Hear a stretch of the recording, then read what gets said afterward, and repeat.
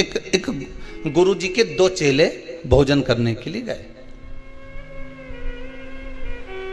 अब गुरु जी के चेलों ने भोजन करने के लिए जजमान के यहाँ गए, और जजमान ने उनको भोजन कराया, बड़े प्रेम से जिमाया।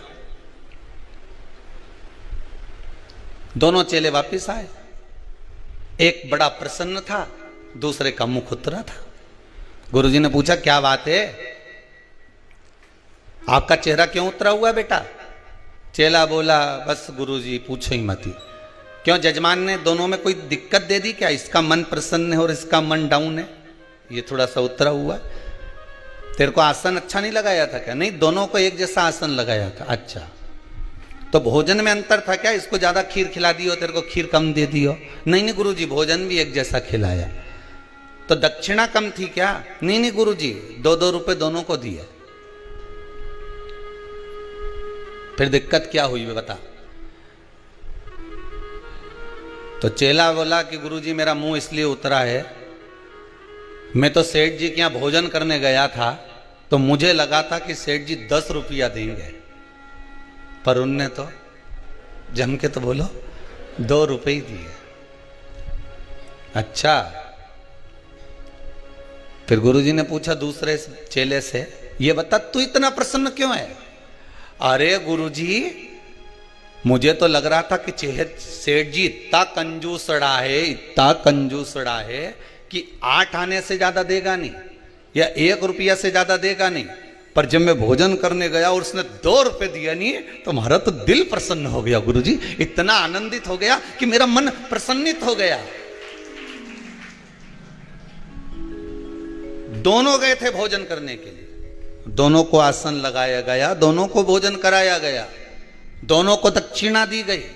बस एक चेले के मन में थोड़ी आशा ज्यादा लग गई थी कि इतना मिलेगा, और दूसरे के मन में यह था कि थोड़ा भी मिल गया, अगर प्रेम से मिल गया और विश्वास से मिल गया, सत्यता में मिल गया, ईमानदारी का मिल गया, थोड़ा सा भी मिल गया, तो ये मेरी जिंदगी संवार देगा।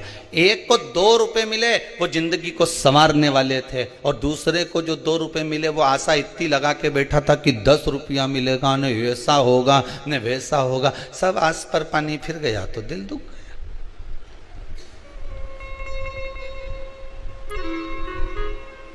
शास्त्र कितनी सुंदर बात कहता है, आशा एक राम जी से दूजी आशा छोड़ दे, नाता एक भोले जी से दूजा नाता तोड़ दे, साधु संगे राम रंगे अंग अंग रंगिए, जाई विधि राखे भोले ताई विधि रही है। तुम्हारे मन चित्त वृत्ति जिस भाव में भगवान रखे, उस भाव में रहने का प्रयास करिए। जहां भगवान जिस भाव से रखने का प्रयास करे आपको, उस भाव से रहिए महाराज। पर अपने जीवन को सत्यमय बनाओ, क्योंकि शंकर को सबसे ज्यादा, इस महा बेलपत्र से भी ज्यादा प्रिय मेरे शिव को अगर कुछ है तो क्या प्रिय है? जम के बोलिए जरा, सत्य प्रिय। शिव को अगर बेलपत्र से भी ज्यादा अगर कुछ प्रियता लगती है, मेरे भोलेनाथ को अगर इस बेलपत्र से भी ज्यादा प्रिय है, तो वो सत्य प्रिय है। सत्यम शिवम सुंदरम, सत्य प्रिय है। शंकर की प्रियता सत्य में है, शिव की प्रियता सत्यता में। और जब हम सत्य की ओर अग्रण्य होते हैं महाराज, जीवन सार्थक हो जाता है। शिव महापुराण एक बहुत सुंदर बात कहती है, अगर आपको अच्छी लगे श्राद्ध पक्ष में तो उतार लेना, और श्राद्ध पक्ष में अच्छी नहीं लगे तो वो कंडा की रोज धूप देव, नहीं तो छोड़ देना। नहीं, अच्छी लगे तो उतारना अपने जीवन में। शिव महापुराण की कथा एक बात बहुत अच्छी कहती है, जब तक शरीर चले और तुम्हारे घर में चले, तब तक सारे पुण्य के काम कर लो।